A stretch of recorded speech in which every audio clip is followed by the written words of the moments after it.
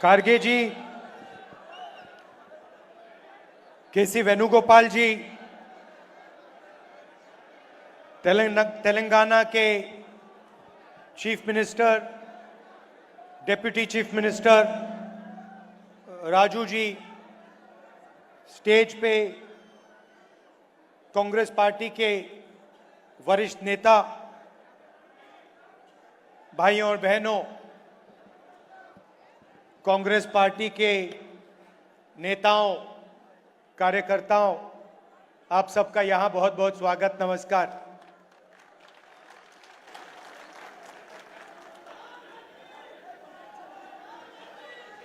नरेंद्र मोदी जी और बीजेपी की सरकार ने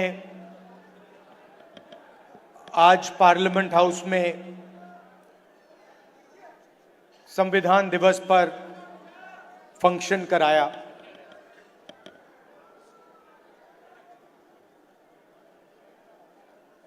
ये हिंदुस्तान का संविधान है। मैं आपको गारंटी देकर कह रहा हूं कि नरेंद्र मोदी जी ने इस किताब को नहीं पढ़ा है, क्योंकि अगर नरेंद्र मोदी जी ने ये किताब पढ़ी होती तो वो जो रोज करते हैं वो नहीं करते। ये इसको हम संविधान कहते हैं और इसको किताब का फॉर्म दे रखा है, मगर ये एक किताब नहीं है। ये हिंदुस्तान की हजारों साल की सोच है और 21वीं सदी में हिंदुस्तान की जो कहो सोशल एम्पावरमेंट की जो सोच है, अंबेडकर जी की, फूले जी की, बुद्ध भगवान की, गांधी जी की, वो इसके अंदर है। आप किसी भी स्टेट में चले जाइए, केरला में नारायण गुरु जी, कर्नाटक में बसवना जी, फूले जी, शिवाजी महाराज, हर स्टेट में आपको ऐसे 2-3 नाम मिलेंगे जिनकी सोच इस किताब में आपको मिलेगी। मैं आपसे पूछना चाहता हूं, इसमें सावरकर जी की आवाज है क्या?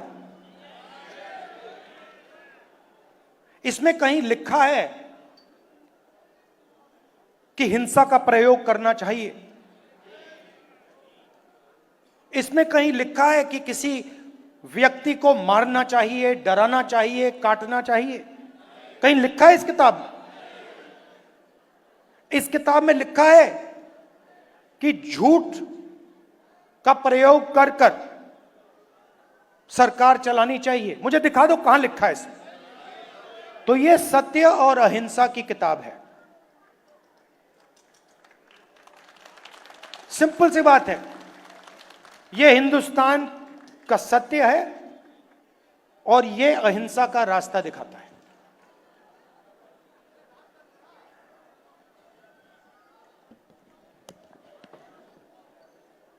कुछ दिन पहले तेलंगाना में हमने कास्ट सेंसस का काम शुरू किया।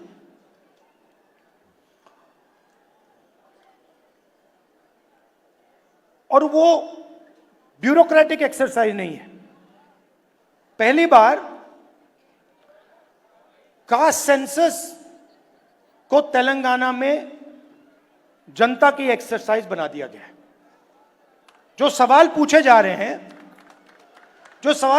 रहे हैं वो बंद कमरे में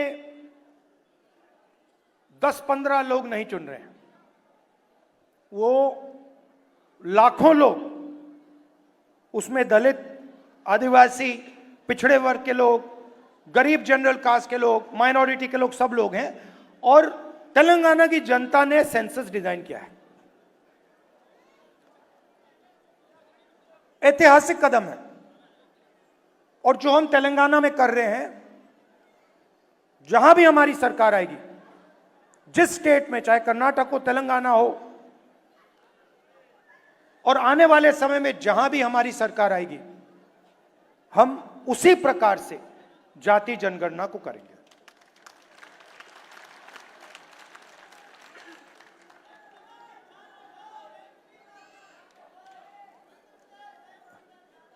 आएंगे, वहां भी आएंगे।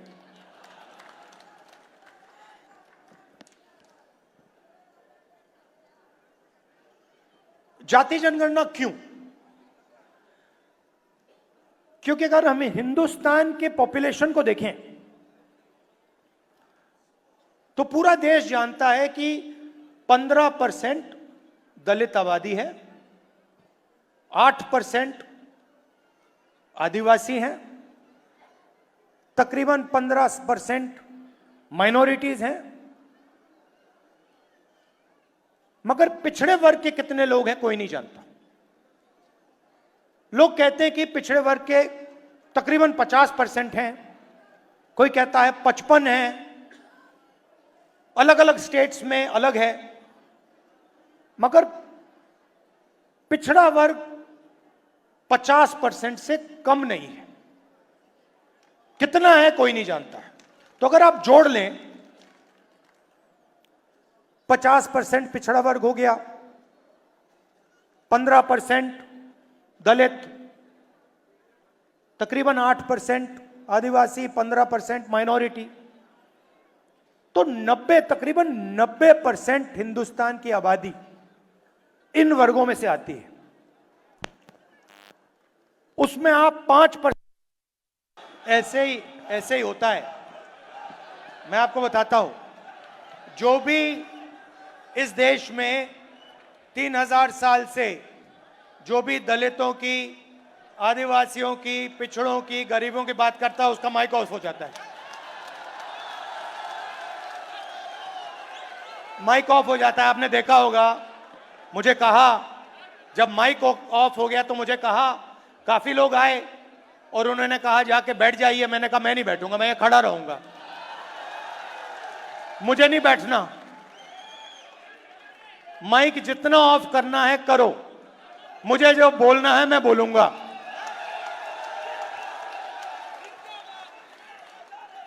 यहां रोहित वेमुला जी की फोटो है पीछे, यहां पे ये बोलना चाहते थे, इनकी आवाज छीन ली गई।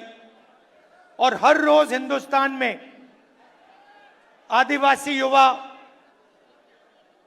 दलित युवा, पिछड़े वर्ग का युवा सपना देखता है,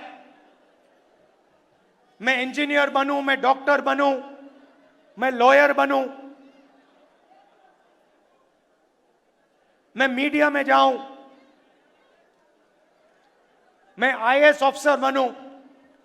मगर सच्चाई यह है कि इस देश का पूरा सिस्टम पिछड़ों, दलितों और आदिवासियों के खिलाफ खड़ा हुआ है। यह सच्चाई है। क्योंकि अगर नहीं होता तो मीडिया में हमें ओबीसी वर्ग के, दलित वर्ग के, पिछड़े वर्ग के युवा दिखते, एंकर दिखते, मालिक दिखते। 200 बड़ी बड़ी कंपनियां हैं, अदानी जी, अंबानी जी, टाटा, बिरला। इन कंपनीज में दलित, आदिवासी, पिछड़े लोग हमें मैनेजमेंट में दिखते, मालिकों की लिस्ट में दिखते। मगर नहीं,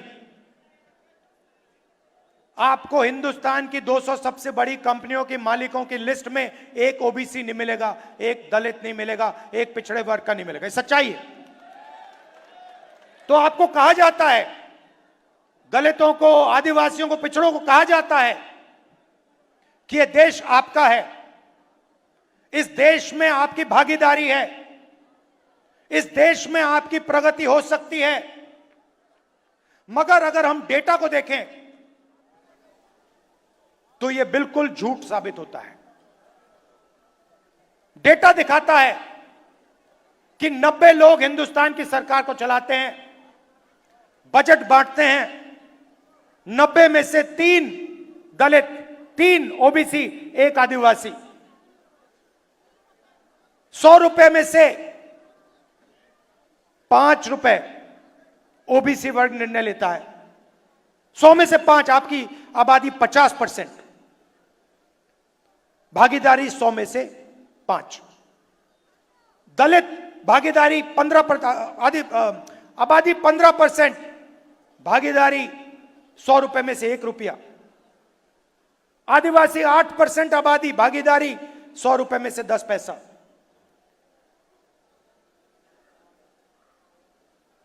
आपके सामने दीवार खड़ी हुई है और आप जानते हो, और आप इस बात को गहराई से समझते हो। समझते हो नहीं समझते हो? यस सर, समझते हो ना ठीक से कि आपके सामने दीवार खड़ी है और उस दीवार को नरेंद्र मोदी और आरएसएस मजबूत करते जा रहे हैं। जहां भी उनको अपॉर्चुनिटी मिलती है वो दीवार में सीमेंट डाल देते हैं। पहले पब्लिक सेक्टर हुआ करता था, उसको निकाल दिया। सारा का सारा प्राइवेटाइज कर दिया, दीवार मजबूत की। पहले सरकारी स्कूल हुआ करते थे, सरकारी अस्पताल हुआ करते थे, सारे के सारे हटा दिए। आज दलित को, आदिवासी को, पिछड़े वर्ग के किसान को कोई भी इलाज की जरूरत हो, लाखों रुपए आपके जेब में से निकलते हैं। निकलते नहीं निकलते? और कहां जाते हैं? आपकी जेब में जाते हैं क्या? पिछड़ों की जेब में जाते हैं? दलितों की जेब में जाते हैं? आदिवासियों की जेब में जाते हैं? नहीं, 25 अरबपतियों की जेब में जाते हैं। उन 25 अरबपतियों में मुझे दलित नाम बता दो, आदिवासी नाम बता दो, पिछड़े वर्ग का नाम बता दो। मैं खड़ा हूं, बता दो, एक नाम बता दो। अदानी आदिवासी है क्या? दलित है, पिछड़े वर्ग का है। अंबानी आदिवासी है क्या? दलित है, पिछड़े वर्ग का है। टाटा, बिरला, ये आदिवासी हैं, दलित है, पिछड़े वर्ग के को नहीं। तो सारा का सारा आपका धन आपके जेब में से निकालकर उनके ओर जा रहा है। और उसमें मैं कहना चाहता हूं 5%, 7% बेचारे जनरल कास्ट के गरीब लोग भी शामिल हैं। उनको भी कुछ नहीं मिलता। खोखले सपने दिए जाते हैं। 24 घंटा मैं 20 साल से देख रहा हूं, 24 घंटा आपको बताया जाता है कि आपको जगह, आपकी जगह है, आपको जगह मिलेगी, मगर नहीं। और हो क्या रहा है? आस्ते आस्ते दीवार मजबूत होती जा रही है। पहले यूपीए की सरकार थी, मनरेगा दिया, जमीन का अधिकार दिया, भोजन का अधिकार दिया, पैसा कानून दिया। वो दीवार को कमजोर करने के तरीके थे। आज मैं देखता हूं तो मैं कह सकता हूं कि जिस प्रकार से हमें दीवार को कमजोर करना था, हमने नहीं किया। यूपीए सरकार ने नहीं किया। जिस मजबूती से हमने करना था, हमने नहीं किया। मगर हम दीवार को तोड़ने की कोशिश करते थे। ये दीवार में सीमेंट डाल रहे हैं, कंक्रीट डाल रहे हैं, फाउंडेशन दे रहे हैं एक दीवार का। इसीलिए जाति जनगणना की जरूरत है। जाति जनगणना से आप सबको पता लग जाएगा मीडिया में हमारे कितने लोग, कॉर्पोरेट इंडिया में कितने लोग, कोर्ट में कितने लोग, जुडिशरी में कितने, प्राइवेट अस्पताल हमारे कितने, प्राइवेट कॉलेजेस हमारे कितने। और अभी कहा गया कि ये एक्सरे है। एक्सरे पहला कदम है। सबसे पहले पता लगाना है कि सिचुएशन कैसी है, क्या है।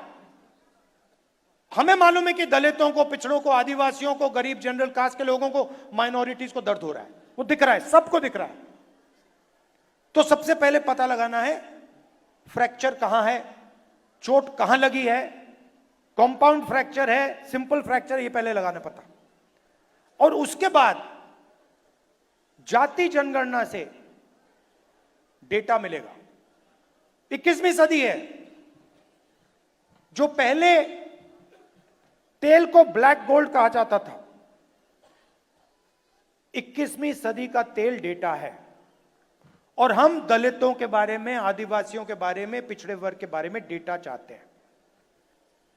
और जिस दिन हमारी सरकार के हाथ में ये डेटा आ जाएगा, उस दिन पूरा का पूरा जो विकास का पैराडाइम है, विकास को करने का तरीका है, विकास के बारे में सोचने का तरीका है, वो बिल्कुल बदल जाएगा। ये विकास की जो सोच है, कि जो अप्रोच है, उसका फाउंडेशन बनेगा। तेलंगाना में हमने काम शुरू कर दिया है, और आप देखना जब तेलंगाना में रिजल्ट आएंगे, जाति जनगणना का रिजल्ट आएंगे, तो हमारी पॉलिसी जाति जनगणना के डेटा के बेसिस पे बनेगी। और इससे बीजेपी डरती है। बीजेपी चाहती है कि 4-5% लोग अरबपति और 4-5% लोग हिंदुस्तान को कंट्रोल में रखें। और ये जो इन्होंने कंट्रोल कर रखा है, जो इसको ये खत्म करने की कोशिश कर रहे हैं, इस कंट्रोल को तोड़ने के 2 तरीके हैं। एक जाति जनगणना, और दूसरा रिजर्वेशन को 50% से ज्यादा करना। तो इसमें हम लगे हुए हैं। तेलंगाना में हमने किया, कर्नाटक में किया, और जहां भी हमारी सरकार आएगी, हम दलित, आदिवासी, पिछड़े वर्ग, गरीब, जनरल कास्ट, माइनॉरिटीज का डेटा निकालेंगे और पता लगाएंगे कि विकास में उनकी क्या हिस्सेदारी है, हिंदुस्तान के फ्यूचर में उनकी क्या भागीदारी है, क्या भागीदारी होनी चाहिए। ये हमारा लक्ष्य। और मैं आपको बता रहा हूं, बीजेपी कुछ भी कर ले, आरएसएस कुछ भी कर ले, जाति जनगणना और 50% का जो रिजर्वेशन का बैरियर है, इन दोनों को हम खत्म करके देंगे नेशनल लेवल पे। मैं आपको कह रहा हूं, मैंने लोकसभा में कहा है, मैंने वायदा किया है, वहां पे इस कॉन्स्टिट्यूशन पे वायदा किया है कि जाति जनगणना को हम इसी लोकसभा में पास करके दिखाएंगे। क्यों? क्योंकि हम ये जो संविधान है, इसकी सोच की रक्षा करना चाहते हैं। हम चाहते हैं कि जो इसमें लिखा है कि हिंदुस्तान के सब लोग एक समान हैं, 1 मैन 1 वोट, इक्वालिटी, फ्रेटर्निटी, उसके लिए हम लड़ रहे हैं।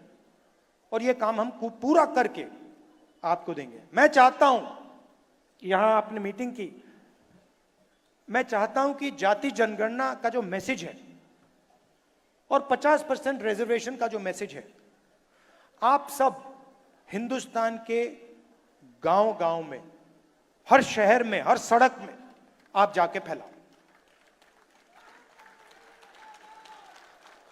जहां भी आप जाओ, आपका एक ही मैसेज होना चाहिए, इस देश में 90% लोगों के साथ अन्याय हो रहा है, रोज हो रहा है, हर रोज हो रहा है, हर मिनट हो रहा है। और अन्याय को खत्म करने का तरीका जाति जनगणना और रिजर्वेशन को 50% से आगे बढ़ाना है। धन्यवाद।